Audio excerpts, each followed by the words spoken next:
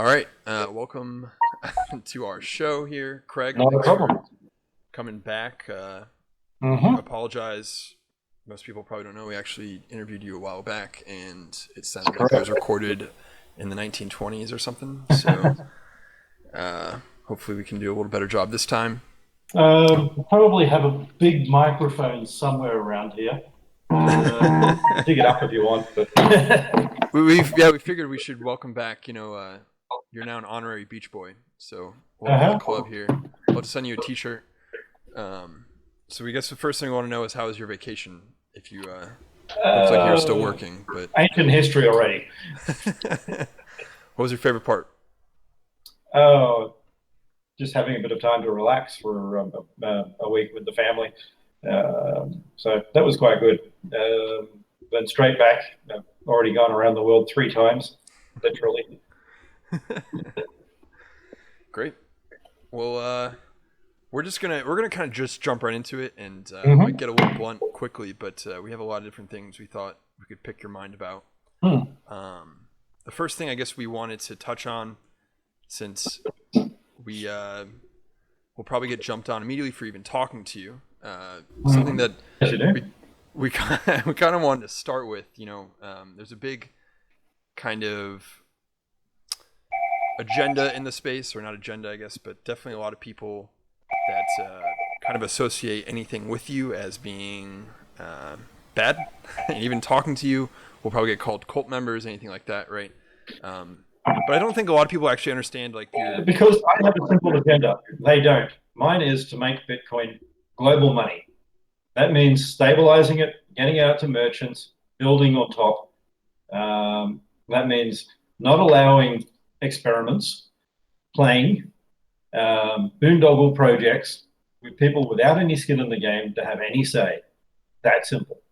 And that's why people hated many others, like Bill Gates was hated because he had a simple little strategy.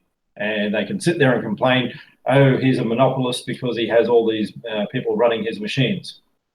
It's not as good as X, it's not as good as Y. Well, it is because people run it. It's the same as Steve Jobs. He was hated, he was a complete utter dick and bastard.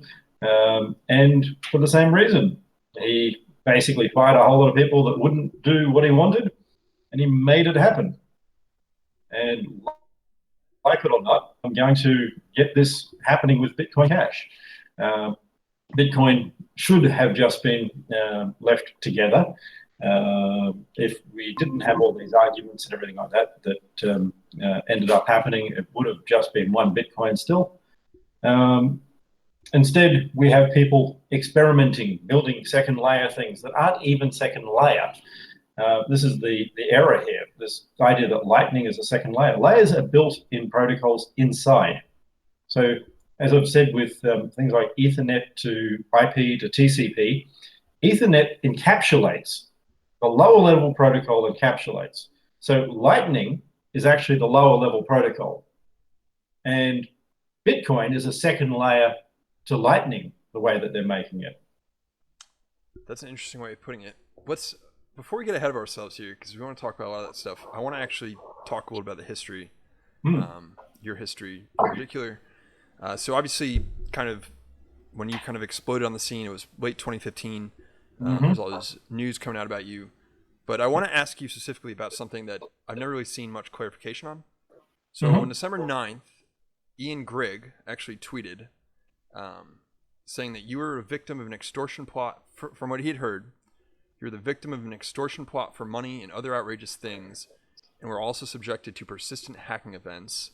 When the hackers' demands were ignored, the extortionists threatened to reveal something to the ATO if demands were not met. And I guess I wanted to see, could you verify whether any of those version of events are true? And if they are, do you know who is behind any Unfortunately, of yeah. that? Who's behind them? That would be speculation, and unlike some others on Reddit and other places, I'm not going to throw out accusations without proof or evidence or anything like this. Unfortunately, it's one thing to know someone's behind something; it's another to have proof for a criminal court, probably a civil court. I could definitely get a civil court to actually avoid something, but it's not worth my time. All right. And so I kind of want to actually keep Ian Grigg involved in this, and let's move away from the history for a minute because I'm really curious about something. Okay, Yeah, so certainly. at the Future of Bitcoin conference, which I think to both of us is one of the most interesting talks in Bitcoin's history, and obviously for anyone listening, when we say Bitcoin, of course we always mean Bitcoin Cash. You mentioned specifically during your presentation, you talked a little bit, it was very brief, you talked a little bit about Turing Completeness. But then you brought up a slide that talked about a Wolfram 110 running inside of Bitcoin, right? Yes. And so that was pretty peculiar to me. And so I kind of looked into it a little more. And so a Wolfram 110 is something called a cellular automata. That's Could correct. you tell our audience what a cellular automata is, and then maybe what the significance of a Wolfram 110 running inside of Bitcoin is? Okay, so cellular automata are very, very simple rule-based algorithms. Now, the game of life is, for instance, a type of cellular automata, and they're basically derived from the most fundamental of rules. So in early papers, in his sort of looking into computation, and this is actually before computers, it's mathematical and logistics-based computation. Gödel had basically broken things down into the 6 primary functions you need for sort of partial recursion and full recursion. Now, that then allows you to create rules that do all sorts of strange things. Now, Wolfram actually is a bit of a maverick and broke away and then wrote his own software and all the rest and became rich. Disappeared for about 10 years. Had this idea, which is something called he published a huge tome called A New Type of Science. He had the idea that everything in nature could be described by cellular automata. So these little tiny algorithms could describe everything in existence. There are a number of things such as Rule 30, which is effectively a random number generator. Many other types of things that give all sorts of interesting results, including Fourier series, sort of fractals, etc. But 1110 is the probably simplest proven Turing complete system. Now, it's a very, very simple rule setting system. Before anyone goes on, it is incredibly inefficient. So just because you're Turing complete doesn't mean that you want to write something in that language. For instance, PostScript, the printer language, and even SQL, native SQL, have been demonstrated to be Turing complete. That doesn't mean you want to actually write something in PostScript as language. You can, but would you want to? The reality is it would be hugely inefficient. So Bitcoin is Turing complete, and not in the way that people generally think about it. There's a very small chapter to do with some of this in the main book on automata and automata theory that people use in universities by SIFSA. And they have what they term a total Turing machine, or total computation. That is looking at Turing machines in a different way, and rather than sitting there going, the halting problem will stop us, you take a different approach and you cheat, like many things in Bitcoin. The way that it works and how you get around the halting problem is, if you can provably find that it is a complete program, the compilation will end. If it's not a complete program, the compilation will go on forever. But you don't know whether it will just be a really, really large, inefficient program or that it will end. So the halting problem is moved from the program to the compiler, which is perfect for something like Bitcoin. because what ends up happening is the compiler creates a program that you know will end, and you will know without gas or anything like that within determined timeframes. Interesting.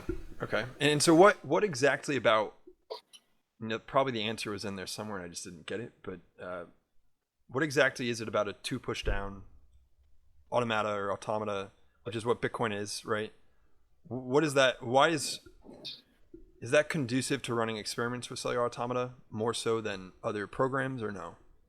Is it it enables you to create a unrolled cellular automata that can be produced in such a way that the results can be matched to signature values.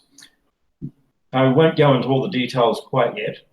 We've got a few things coming up, but what it allows is to have effectively state in script. I know people say you can't do that, but not again in the way everyone thinks. Not like Etherium or anything does it. And the difficulty many people will have is it's a completely novel and new way of doing anything in script. Minsky and a few others actually did address this back in the 60s. And it follows really closely to a Wang B computer, which was, again, before the 70s in modern computing. That is an infinite or unbounded tape system, but an unbounded tape done in a completely different way. So really mirrors the effect of a 2 PDA, and it takes the predicate language, and instead of basically ending in a 0 or a 1, you end with a 0 or another value. So Bitcoin will end true with any value. But what people don't understand, there are ways of using subsequent values that you've computed in one script in another script. Okay, interesting. So that means instead of having everything run on one script, you can either have knowledge proofs that then link things, or you can have one script that hangs off another script and will only be true if you feed the correct input values. That's pretty cool. That's got to have some pretty big implications, I would think, right? Yes, it does. But everyone wants everything yesterday, and it will, for some of these things to actually be coded, work, and really tested, will take us a number of years more. So sure. So something and that's the thing there for everyone is we're not asking for your investment, so we don't care. All right. So maybe to take it even probably something way further off in the future, but what also kind of I think makes you very interested about this topic when you kind of dig into what's out there about it. And the reason why I mentioned Ian's name, Ian Grigg had tweeted again something out, a link to a paper, and it was titled "Implementing a Church-Turing Deutsch Principle Machine on a Blockchain," and it describes the use of cellular automata and genetic algorithms to create artificial intelligence on top of Bitcoin. Ian specifically says it suggests that an AI was running in Bitcoin. So I guess what I'll ask you, number one, is it still running in Bitcoin Cash? And then number two, how are genetic algorithms in cellular automata linked? And do you share the author's view that there might hold something in there? I think the author specifically says it points to maybe Kurzweil's singularity to potentially becoming realized on Bitcoin. Do you share that or no? Who knows? There's a big difference between software and hardware sort of growth. Now, some of what I was experimenting on in the 13 to 15 period was a combination of PSOs, which was particle swarm optimization, and evolutionary code. And so the idea was to have transactions that basically, through an oracle, using a blinded system, so the oracle has no impact other than being paid. It can't differentiate between the transactions. It will sign and do things based on whether it gets paid. So the code then has a set of rules that it addresses. And if it addresses those better than another one, then it spawns and gets paid more. So there'd be systems of payments. So the Oracle will pay certain conditions without knowing the owner of a transaction, and will then take payments based on its blind signing without knowledge of what it's doing. So there's no interaction between it. What this then leads to is a scenario where you have code evolving. Now, you seek a certain end. Now, that doesn't mean, like some people jump to, that it's going to be suddenly smart and take over humans in Skynet. Evolving code in this sense means a task. So you set it with a task of running traffic lights more effectively. And the algorithm that wins ends up being paid more, and thus has the ability to pay for electricity or other inputs, compared to the one that doesn't, which then loses money. So people could also vote by sending funds into something like a lighthouse type system,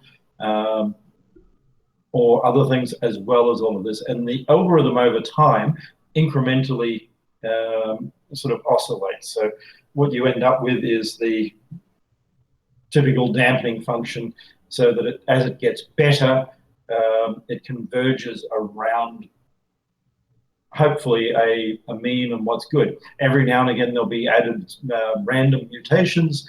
So effectively, you throw something out there to see whether there is a better whatever, the same as viruses and bacteria mutate.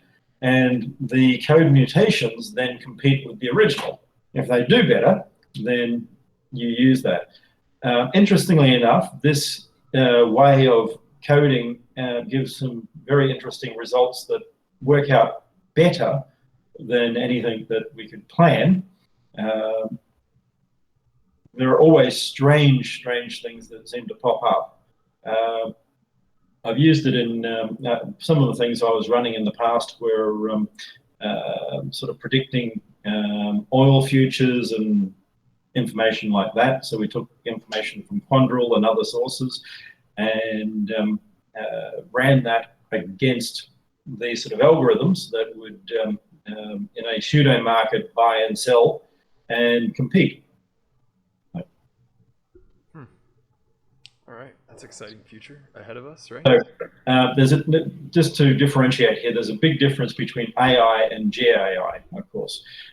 General intelligence, artificial intelligence, is something we don't even know how to define yet, really. Sure. So. Yeah. No Westworld coming soon, anytime soon, hopefully. Not anytime soon, no. The hardware might be there, but we can evolve something that acts like us, but I don't know. I mean, there's a difference between appearing to actually pass a Turing Completeness test, like Turing test, and actually being conscious and sentient. They're two different things. All right. We'll break it up because I'm curious now. You say that. What is your favorite science fiction? Do you have a favorite science fiction genre or book or? Dune series. That's mine as well. Good. All right, so I'm going to keep it going here. I have so many interesting things I want to ask you about. At the Deconomy conference, you said at the end of it, it was kind of an offhand remark, but you said Bitcoin was born out of the need for a payment system. It was born out of Blacknet. I saw you on Memo or in Twitter mention that you had completed a 20-year-old project, and I believe it was related to this. Can you talk a little bit about what Blacknet is/was, and as much as you can, what you're talking about there? No, I'll let you actually do your research, but November. All right. End of November.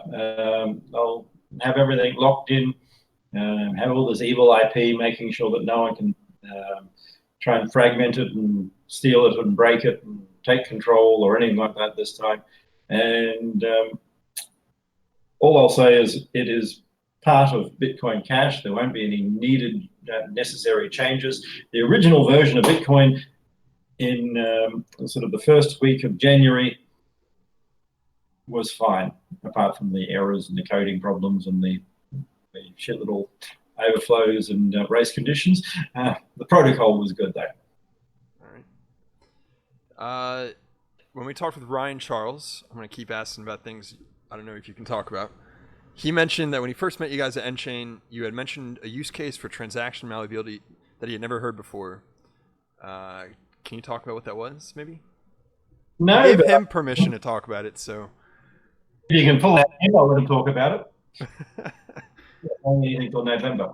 All right, fine. November it is. Mm-hmm. All right, then what about block time? Can you talk about why a 10-minute block time is important? Yes, I've got a paper that will be released on the 15th, but I'll give you a small heads up. Now, as you decrease lambda, you increase the, by a square function, the variance within block time for a start. So then people keep thinking of money as a static issue. You get 3 transactions per second or 10 transactions a second. As I posted on Slack, the money supply doesn't move in an equal, distributed, constant manner. It has peaks, it has troughs. So if you are talking about any minute of the day, there will be a minute where there is 100 times the amount of transactions, and then there will be just back down to troughs.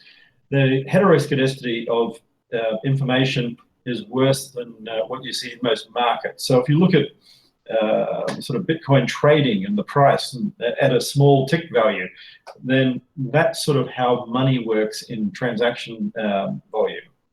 So if you're going to consider this, that means you have to start thinking about how fast you can transact, how fast you can send blocks and whatever else. And to actually enable money to work on a global scale, the size of the blocks is going to actually peak no matter how small you're going to be. In a 15-second block, if you're doing monetary sort of Ethereum around the world, you would probably every now and again in that 15 seconds pick up 100 gig blocks. Like it or not.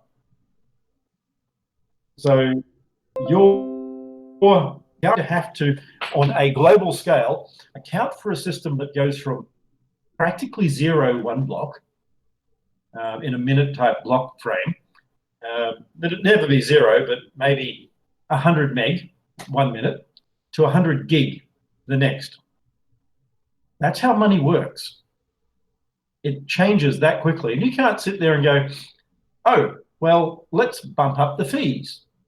Let's do whatever else.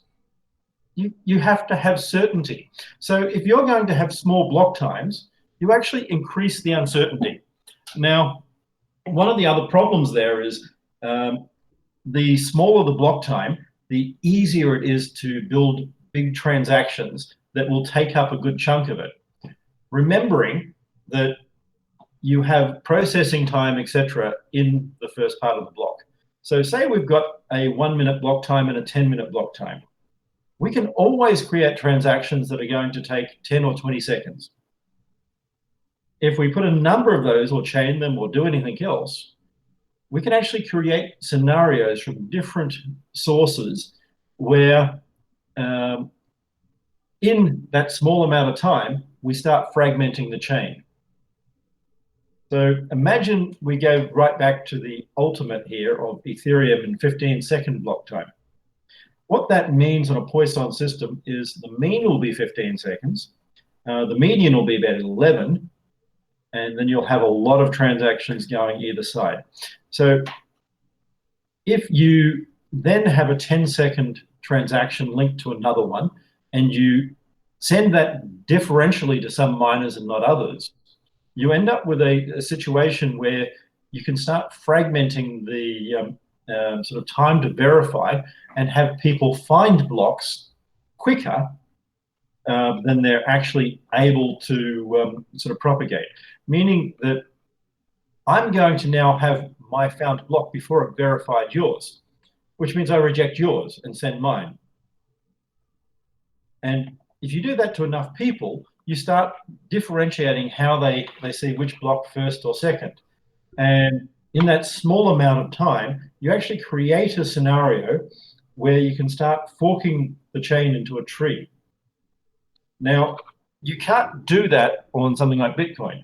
To do that, you need really long transactions, and that just ends up with someone mining way later and deleting your block. With something like Ethereum, you can actually fragment the system and at scale collapse it. Not one or twice or three times for orphans. At scale, I predict probably 50, 60, 100,000 different fragmented chains. Wow. All right. Well, we're looking forward to the paper. Let's I guess maybe take that a little further, right? So in Bitcoin, what is the importance of the propagation of what you found? I know you've talked about this a lot, and it makes a lot of sense when you kind of think about it more. But what I think a lot of people miss is they see proof of work as just well, I need to work to find the hash, right? But very little is talked about the necessity to do the proof of work, and then the work extends to propagating the information. It's not secret work. The whole nature of proof of work is the other person must know that you completed it so that they can start mining on your found block. So it's not proof of work, it's proof of found work, is a more correct way of putting it. You have to actually ensure that the majority of the other hash rate has your block. And that has implications with the topology. It has implications with, how does that change what you look at when you're talking about development enhances to Bitcoin, right? Because what I see, at least in the form of a lot of the stuff that's talked about, is we need to change the way that things are actually propagated, right? So why would you say that is a bad thing to do, and what are the implications of changing the propagation of information across the network? It's, as I've said a few times, the wisdom of crowds versus the idiocracy of crowds. Now, it's the old thing. I have a little thing here, a whole pile of pins in there. If I have people estimate how many pins they might find in there and make a guess, there are two ways it can go. One, they all do it without any idea and don't talk to anyone else. And we find that when people do these things independently, the average from a large group becomes quite accurate. On the other hand, if we all can get together and we form a consensus by talking to each other rather than competition, it becomes totally skewed and wrong. If I have a guess the weight thing and it's random, it works. If we all get together and we agree what the weight is, it's horrendously wrong. This is the problem with many systems. When you allow people to act independently, you have a different result to when you form a group consensus. So there are two things here. Everyone thinks consensus means group consensus. It's competitive consensus. Consensus comes through competition in Bitcoin.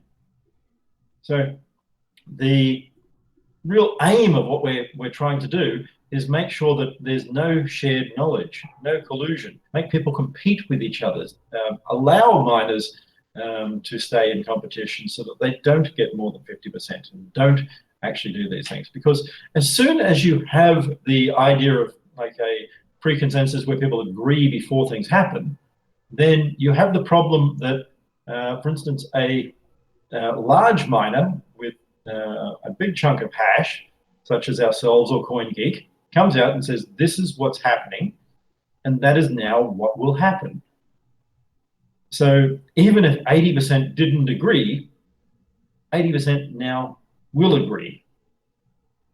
So what do you, I mean, one of the things that I've seen kind of talked about recently is this stress test that people are trying to engage in, like September 1st, I think, or I might have the date wrong, and they'll probably be upset I have the date wrong, but they want to essentially just flood the network with transactions and kind of see what happens, right? But they want to do it on the main chain, and you have a lot of some miners, for example, some miners, some developers, some just people who with opinions that are saying, well, that's a bad thing to do, because, for example, block explorers might go down, and you know, things like that. Do you share the? I guess, what is your opinion on something like a stress test on the main chain, where, you know, maybe it is someone? Sorry. Bring it on. All right. Good. So, I differ from CoinGeek in that one. That's where they said no, don't do whatever else, and M put out an article on CoinGeek saying don't do this and whatever else. So that's a little bit of difference between CoinGeek and me. I'm more of the bring it on. So I think Cal listened to a few of the others saying things aren't ready. My answer to that is pull your finger out and get them ready. So I'm more of a bugger than he is in some ways. I'll throw companies to the wind if they can't keep up. I'll throw nodes to the wind if they can't keep up. The fact of the matter is we have enough hash power, we have enough people building things, and if your block explorer can't compete with the other ones, stiff. I'm not here to be nice, I'm here to build a global payment system. Yeah, I think I side with you there. So, well, this is something that you're currently working on your doctorate of law, right? I think. Yep, I am. I know you have other experience in law. So that's my reading at the moment. So while I'm waiting for you. Really fun, yeah. Yeah. Well, so let's talk about securities then. So, in the case of, you've talked about this a lot. I mean, especially like on Twitter, you talk about it a lot. Probably because as you're reading, you think of stuff like that. But where do you see, why is Bitcoin? You've mentioned that Bitcoin is a security, but it's not a security where it can be regulated in certain aspects like other securities can. Can you talk about what differentiates Bitcoin between something like Ethereum and? That's actually incorrect. I said it can't be regulated and it's excluded by the SEC. Okay. So it's an SEC excluded and a FINRA excluded security, and FCA in Britain excluded. That doesn't mean it can't be regulated. It still comes under Sarbanes-Oxley in some provisions. It still comes under FINRA. If you're a business taking Bitcoin, then GAAP and other rules apply. So there are plenty of regulations to do with Bitcoin as money and a payment system, of course. You have all the different things that came about because of PayPal in the early days and eCash, etc. So the law's already there. Saying that it's a peer system, judges don't care. Honestly, peer means nothing to a judge. It is a system. It has a person who developed it. It has a person who coded it and people who work on it. That's all that matters. So at the end of the day, money creation is in itself a problem if you're the creator.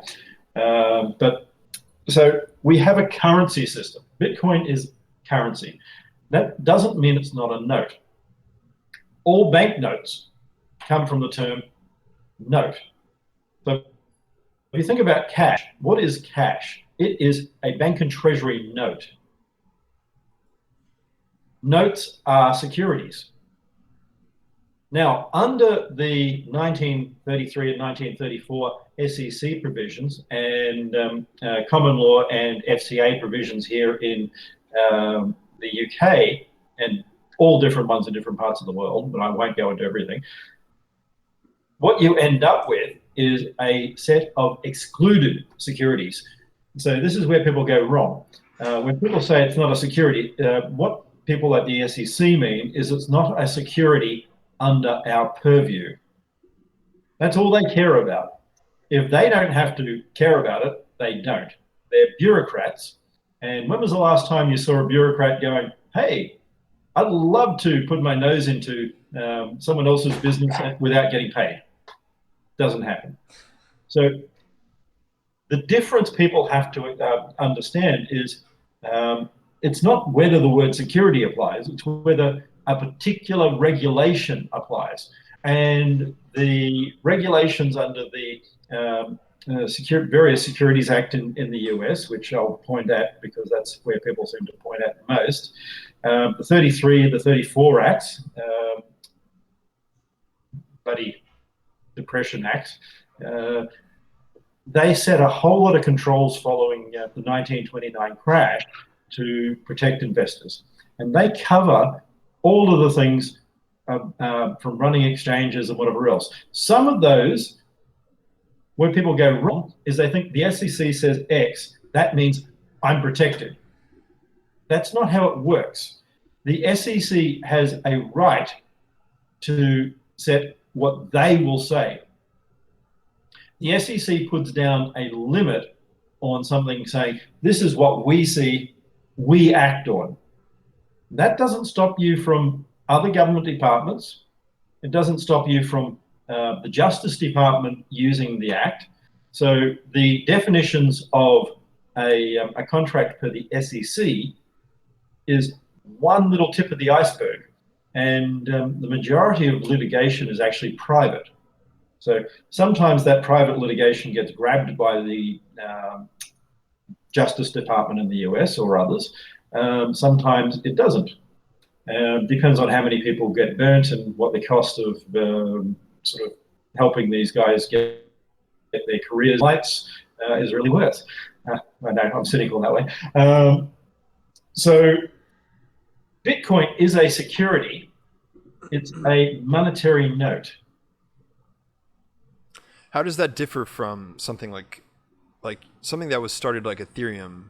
How does the potential to not get shut down? I guess I don't know if it'd be possible to shut it down, and maybe it would. I don't know, but I mean, what are the? That would be fined.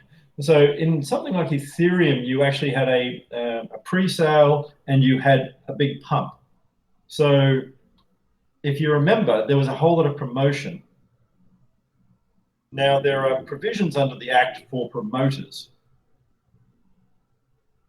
So someone who lost money in Ethereum could potentially maybe even make a class action going back to things, or if they bought in now or something like this, or if Ethereum tanked or Classic tanked, would have a basis for a legal suit to say, look, I was promised X and delivered Y.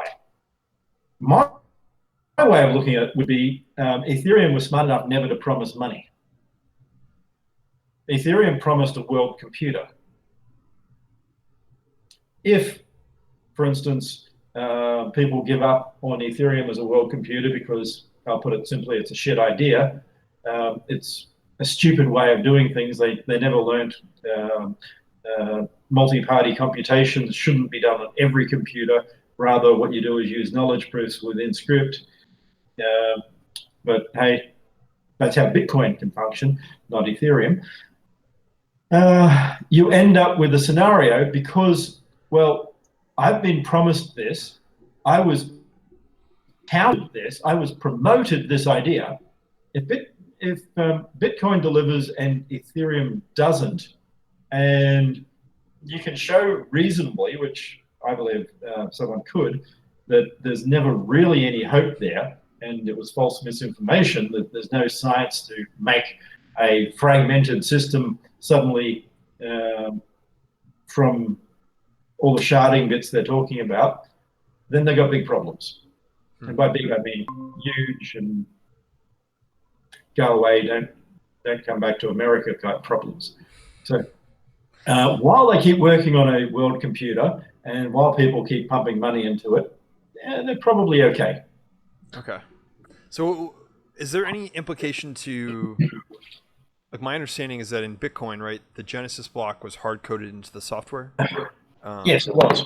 If it was done any differently, would there be any potential ramifications? Like, does it seem like it was kind of planned a certain way to get around any legal obligations, or does that make sense? Like, is the Genesis block being hard-coded, does that matter? Like, I've always been curious. That matters from a technical point of view. If you have people loading up different Genesis blocks and they have really fast machines compared to the other, in the early days, how do you determine which machine is the correct chain? For instance, in the early days, if you in the 90s had 10 machines come online and there's one in existence, not actually how it worked, but say that happened, then those 10 machines saw each other first and started building on their own block and created their own first Genesis block. Maybe they all pop up different ones around the same time, and you never converge on the initial chain. Okay. So alternatively, though, Bitcoin is very, very, very finely tuned against existing law. All right. So the obvious, I guess, next step here, and I think this seems pretty clear to a lot of people that look at Lightning and see the direction it's going in, but it seems like kind of the fear that if you run a Lightning hub, you're classified as like a money transmitter. Lightning is a promissory note. Now, under the law, as a promissory note, if you want to actually have a negotiable security, and Bitcoin's a negotiable security, because when you hand your money to another party, it's actually finalized and transacted. That's it. It can't be considered further. I mean, there are ways of making it not a final transaction. For instance, if you have a multi-signature scheme where certain conditions happen or whatever else, that isn't actually a full negotiable security that's transferred and delivered until the event happens. So even in Bitcoin, there are many, many scenarios. On the other hand, when you're talking about Lightning, while the channel's open, you haven't delivered. So there's no delivery. You don't have clear ownership. There can always be, I have to do this to try and get my Bitcoin back. I have to do whatever else. And you can argue all you want that the chances of someone getting away with it are small, but it's the same as a check. A piece of cash money is a negotiable instrument. A check, basically the way that it works is it's not delivered until it's been cleared. So if it hasn't been cleared, until that point, who knows? Maybe you don't have the money in there. Maybe you do, but then that's fraud provisions, etc. So Lightning's like that. That changes the nature of what it is. At the same time, if you're running a Lightning hub, you're being paid to forward and process money. It's not a very, very difficult thing to actually understand here. If you run a Lightning hub, you are being paid to forward, secure, and process money. I could get a judge to understand this in 5 minutes. Sure. Yikes. All right. So I think that, and again, I think something like that is usually something that crosses people's minds, that it really seems like you're going back to something that exists under the current banking framework. Yeah. So none of this is new. None of it needs to be. And the funny thing is, a lot of the problems with judges, lawmakers, whatever else, is that the information they've been told about Bitcoin and the blockchain and whatever else is wrong. I've just been reading a paper by a major litigation partner who's writing on Bitcoin, and he's talking about how Bitcoin is an encrypted blockchain. Bitcoin is not an encrypted blockchain. It uses digital signatures. Digital signatures are clear text information. They use the same cryptographic algorithm, so ECDSA is based on the same mathematics as ECC. ECC is encryption. ECDSA is not. This is why on Block Explorer you can pull up the addresses and the information and see what the script is. Sure. All right. You mentioned kind of the last thing I wanted to ask about the legal aspect of things. You had mentioned, especially your economy conference, you did the whole tokenize every atom in the universe, right? Yes. Which is a very large number. So what is different about the tokenization that can be done on Bitcoin as compared to something like Ethereum? Do you think that the token proposals that have come out already are the best to come, or is the best yet to come, I guess is the question. I think the ones out there at the moment are absolute shit. There hasn't been a single bit of innovation on things like ERC20 or 79 at all. There were better token schemes in the 90s. So, I mean, utility tokens, well, what the hell does that mean? That doesn't mean anything. It means a way of scamming investors out of taking money, giving money, and not getting equity. So you've got two cases that I've been tweeting about. One, if it's a utility token, as people argue, where it's for goods and services, then that's a prepayment. So prepayments come under a whole lot of tax provisions. In the UK, you have to pay VAT. So if you sell that without VAT, then you're in breach of the tax law. If you sell $100,000 worth of tokens, then you owe $20,000 worth of tax, or pounds here. That has to be paid not in tokens, but in fiat. On top of that, then it's a profit loss scenario, and you've got to actually record the amount of profit on the 100,000 you made and pay that. And if you haven't provided goods within a certain time, there are provisions on payment. Again, in fiat. Now, worse than this, in the UK, for instance, under consumer laws, up until 48 hours before the issuance of the goods, you're allowed to cancel on many of these things and receive your money in full. Not the number of tokens you put in, but the actual value you put in. So if your tokens went down 50%, the promoters have to pay you back the original amount in fiat. Wow.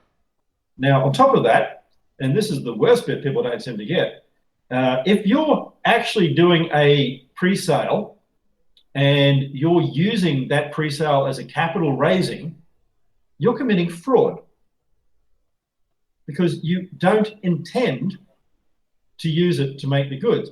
If you ever decide you want to pivot, for instance, and do something else, then under pre-sale rules, you have to hand that money back.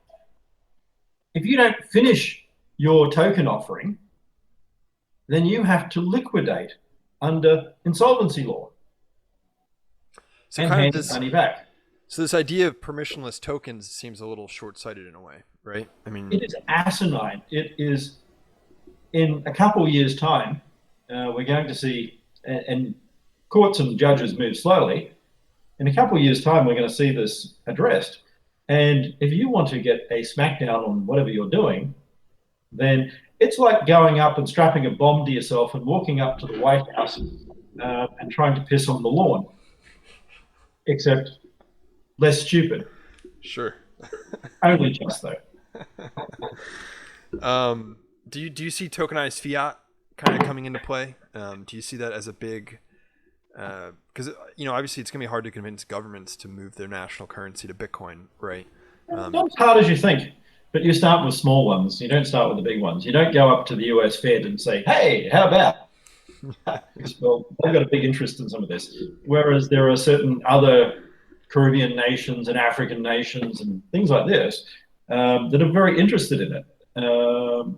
So you don't start with the biggest ones. You start with those that would want to be able to manage and control their things and get away from some of the restrictions that they have already. Do you think outside of those countries is tokenized fiat something we'll see occur? And I guess, do you think that it's possible for tokenized fiat to, you have like Venezuela, right? They try to do their petrodollar outside of Bitcoin, right? They just kind of did it. I don't know what they did exactly. I don't think anyone does. I think Russia was maybe talking about something similar at one point.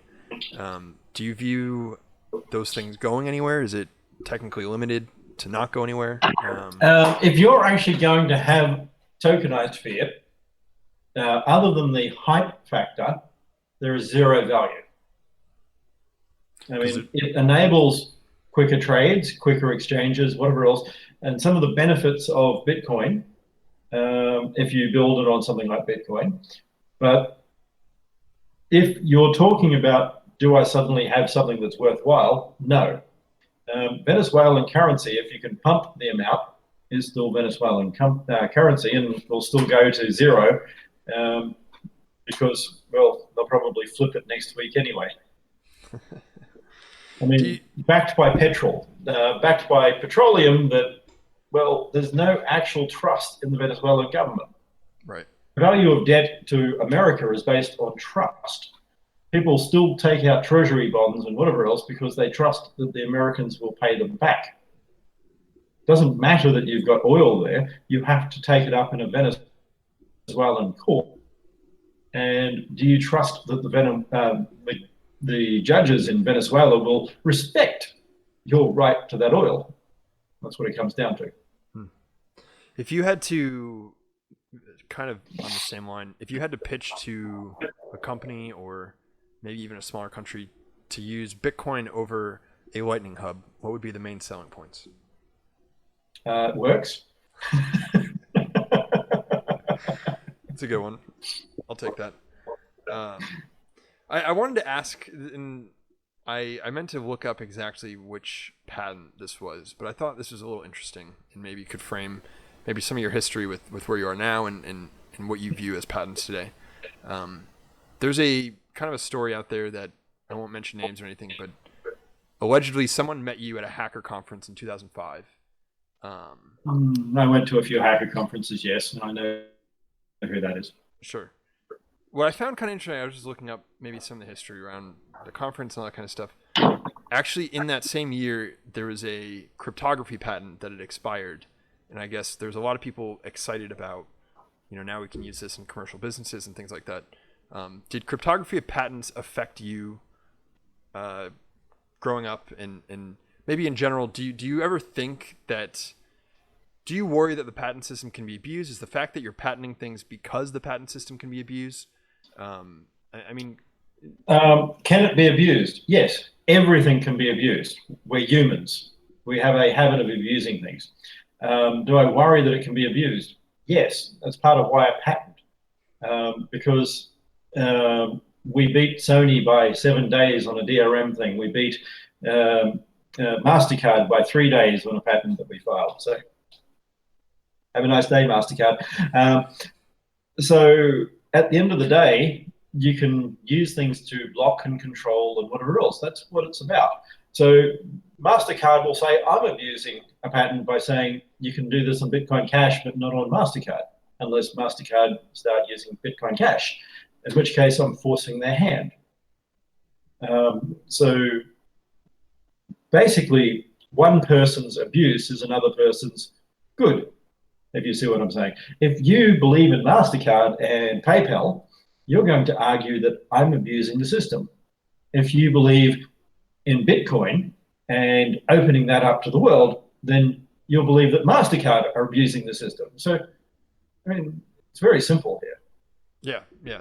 Well, and I think what's kind of missed, right, is the reality aspect of it. I even saw someone... Bitcoin, people don't do reality. Someone said, some people, their hate for you runs so deep, they said they wish Blockstream had the same patents that you did because they think Blockstream would be better off with them. I thought that was a little dramatic, but whatever. Do I care? No, you shouldn't. You really shouldn't. There's too much noise on the internet, I've noticed. All right, so again, this is something I don't know if you even want to answer it. You can just nod your head, but this is out there on the internet, and I want to know. So there's a story out there. Ryan Charles actually did a video that mentioned it.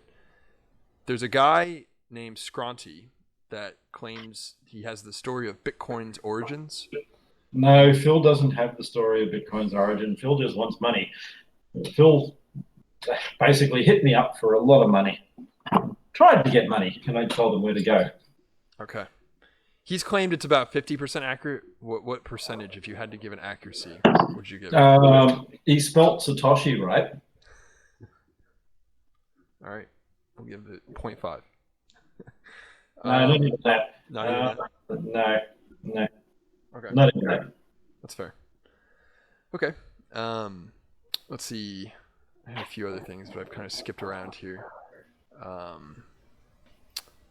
guess maybe maybe what we could talk about is the Turing Completeness aspect. I want to touch back on. It's just something I find extremely interesting because no one has talked about it.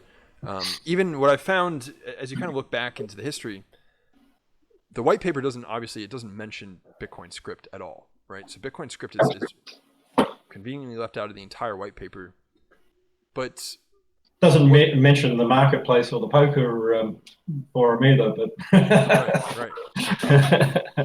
But it just seems very weird to me that, and Ryan talked about it a little bit when we talked with him, and I'm looking forward to, I know Clemens Lay is doing some presentation in a few weeks. So I'm looking forward to seeing what he did because his talk at the Satoshi's Vision Conference really validated a lot of the stuff you'd been kind of already talking about. And so I'm interested to see what he talked about more, but it seems very weird to me that all of this is there. It's something pretty new in a way, new but maybe old, I guess. Like in some ways, right? The script language is somewhat of an archaic language, analog to a fourth type language where. So is ASM. Sure. You're running probably MASM or something like that, assembly code. Your machine isn't anything special. If you're running CUDA, that's nothing new. I admit that if you're running a full Nightbridge architecture and you've actually got the 512-bit code going, that has some novel extensions to ASM that are only a few years old. But the reality there is they're only little extensions, and 99% of things will be done with the basic stuff created in the 60s. Yeah, archaic might have been a bad word there for sure, but it just seems interesting to me that a lot of people that grow up today that are even, if they're 18 or it's not like you've learned this in computer science class today is really, from what maybe in some respect you do at a very brief level, high level. But the other way around, you used to actually learn sort of the basics of computer science there and then work into other things. Now we teach you high-level languages and not how it works. And if you're really lucky, you can do things like SANS have the malware, reversing malware courses and things like this, and they're writing vulnerability exploits. All those sort of things actually teach you assembly or reverse engineering code and this sort of stuff. But it's a shame. I remember back in the 80s, I used to, I won't say cheat, but alter the results of games because the amount of game time I had when I was a kid varied on how well I played and how well my sisters played. And we had the perverted scenario incentives once again that you're allowed to finish your game. And what I would do is I'd modify it so that unless you did certain little hacks or whatever else, the game would be harder or easier. So when my sisters went to play, they'd die quickly, and then I'd have my game and go back to spending the next 3 hours. I think that's even more diabolical than giving your sibling the controller that's not plugged in. So. Yeah, well, it's like remember the early things like Sims and everything like that, or Lemmings or whatever. Give yourself sort of 100 times the amount of money or whatever else. And Ultima, I remember I played Ultima online, and this is back in the days before, like now, where it's all managed and controlled, and you can't cheat that easily, and you have to buy things from farms with real money. You used to go in there and you'd start with your 100 or whatever coins, and you'd alter that and come in with 1 million coins, and oh yeah, I'll buy that one too, and I'll buy that one, then I'll buy that, and oh that armor would be nice, and yeah, the fun of assembly back in the day. Yeah. So what do you? What are you looking forward to? Do you think that? I know there's kind of a push to get more opcodes in and stuff like that. Is what you see possible with Bitcoin? How much of that still has to rely on things getting pushed back into the original protocol that was disabled? And what are you most looking forward to come November, I guess? Okay, scale. The biggest one is scale. Everyone sits there going, we don't need it yet. The reality is no one will touch it at 32 meg. Yep. You can sit there and go, oh, but no one's touching it. Well, it's a chicken and egg thing. Any decent-sized organization will rip that apart. You mentioned, I mean, isn't the entire gold exchange in London? You said that doesn't even cover like a fraction of that. Is that correct? Gold trading in London would require 300 plus gigabyte blocks. Wow. That puts a lot of things into perspective, I think, right? Yeah. People flipping things back and forth. You can argue that, oh, well, all we need to do is put all this on exchanges and all it on Lightning and whatever else. In which case, what the fuck are we building Bitcoin for? If we're just going to hand it back to the original system and go too hard, why? SPP, good, improve it. Build the systems so that you can have miners actually expand this far. Good. But this idea that, I'm sorry, terabyte blocks are too big, I can't run them at home, I don't feel like subsidizing you. And that's what it is. It is a bunch of socialists sitting at home going, I have the right to run my little hobby computer because I've been doing it for years. Let my hobby computer run and stuff you big bad company because, ooh, I have a right. Well, you don't. It's competitive, it's commercial, it's global money. The right is allowing people to get access to money, allowing it to be run on corporations to build companies. That's the right. And I don't really care. If you don't like it, we're building mining. We've got others aligned with us, and we're going to make sure that this is merchant friendly, not home user wanker friendly. Perfect. The last thing I want to ask about, we're a little over an hour here, so I apologize, but the last thing I'm really kind of curious about, and we had looked into this a little bit and wrote about it a little bit. You say a lot, Bitcoin mimics biological systems, Yes. specifically the propagation itself models an SCIRC epidemic model. Yep. Can you talk about maybe, all right, first, I guess for anyone that doesn't know, what is the SCIRC model of epidemiology? And then also, why is that? How does that compare to other networks like the internet, any other network that functions differently, and why is it important that it does function that way? Okay, so what we're talking about is perhaps I learnt back more than a decade ago when I was doing masters in statistics and bioinformatics. So what we're looking at there is effectively the nature of viral spreading, how things like bacteria or viruses sort of go between connected networks. And this is a hot topic in areas like social networking, of course, because if you look at how connected are we, you find that over time, these sort of connections, if done right, allow us to be more and more connected. So there used to be a game at the beginning of all this called The 6 Degrees of Kevin Bacon, which came out after the small world theory came out there in 1999. And what that was trying to get something to Kevin Bacon. I don't know why they used Kevin Bacon, but within 6 hops.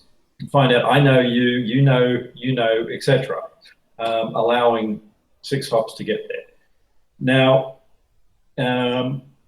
interestingly enough, with the advent of LinkedIn, Twitter, Facebook, and all these other things, the estimated 6 hops is now between 3 and 4 for most people. So the funny thing is we are now so interconnected because of this, and we're getting more connected. So in human networks, I don't think it'll ever get to 1 or 2 because we're not that egregious and we have limits on how many people we talk to. People don't like having 1 million people in their social network, although some do. And then you get effectively the development of giant nodes or connectors, which is a different thing to Bitcoin. But in Bitcoin world, what we end up with is an economic incentive for the commercially incentivized parties to be as highly connected as possible. That means they get around this little problem of anytime you have more than 3 hops, you can be civiled. Full stop. Proven there, doesn't matter. Yep. If you have more than 3 hops, there's a way of attacking the network. Now, Bitcoin gets around that by incentivizing miners to get their transaction to other miners as quickly as possible to get paid. That's what it's about. Now, on the other hand, Lightning incentivizes you to have a mesh with a few central nodes. And it could get around the distance bit by having 6 or 7 super nodes that densely connect the entire network at each other. In which case, we have a more centralized system than the central banks on Earth, because there's around 192, I think, at the moment, central banks, which is slightly less than countries because some of them group together. So you have something that is basically around maybe 40 times more centralized than current central banks in the world. So at the same time, what people see is they see a mesh like the internet.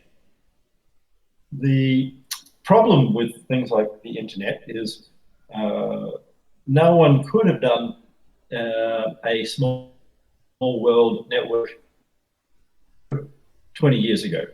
The technology wasn't there. They can now. In fact, there are single fiber connections that will do the entire internet traffic. So if you can hold the internet traffic on a single fiber, then what's your issue? Sure.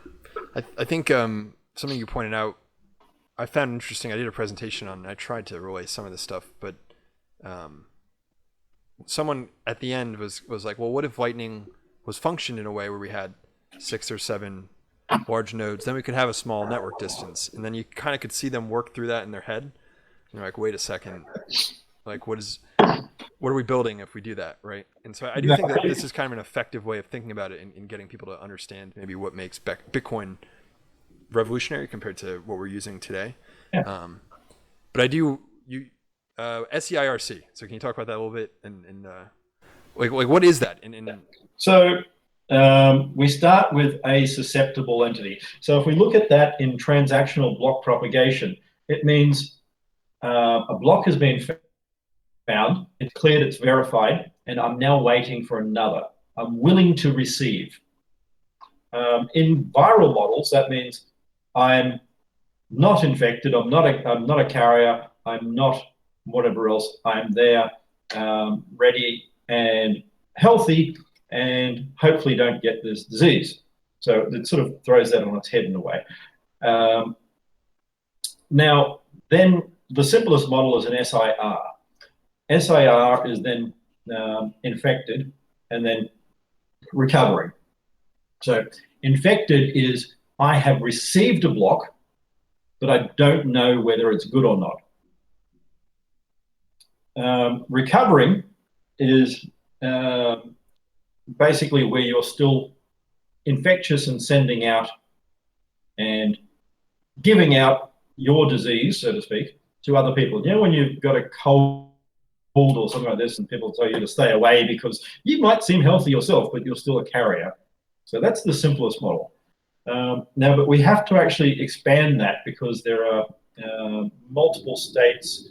I won't go into all the details here. Sure. If you look at my paper.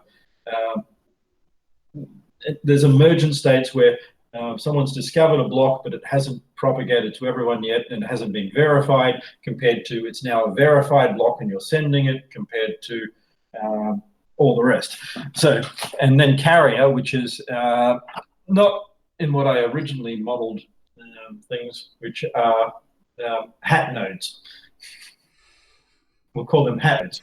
I like that. Yeah, that's good. So these are people who sit out there and don't actually do anything other than act as a carrier. So they don't ever create, they don't do anything more than act as a pure network carrier for things, especially when we get into competing blocks. They actually just throw out a little bit of extra complexity into the model, Sure. and put sort of grey camo hats on and make the network better. Right. Somehow. All right. Cool. We're over an hour. Craig, as always, I really appreciate you taking the time here. You're I do welcome. want to point out that for as much crap you get, I very much appreciate you remind me of a lot of the best professors I had, where you get really frustrated at them sometimes when they say something you don't understand it, but then you kind of go back through and you think about it more and you think about it more and you still don't understand it. It reminds me of, I had a quote, a professor had a quote, it was about thermodynamics, and he said, like, the first time you study it, you think you understand it. The second time you understand it, or second time you read it, you think you understand it to the most. Then you read it a third time, and you're like, oh, I don't understand it at all. And sometimes listening to you talk about things, that's how you feel. But I think it's a very effective method for people who do want to learn. I think that maybe, unfortunately, there's just a lot of people that don't want to learn. I think people want to be spoon-fed knowledge. So I learnt this back when I was actually teaching. And what I found is you have people who want technical information and don't want to think, and you have people who want to understand. So I was always one of these people who ended up with all the Indian, Chinese, and whatever else students, not being racist, but 90% of my students ended up being those ones. And those who just wanted a piece of paper, because I changed my exams every year and made them hard all the time, went off other places, because my answer was you had to actually explain things and focus on how to, as well as not just regurgitating information. Unfortunately, that isn't what most people want. Yeah. Well, I appreciate you being you, for sure. So Thank you. thanks again for your time. Welcome. Have a good rest of your day. Okay. Thanks, Craig. All right. Talk to you soon.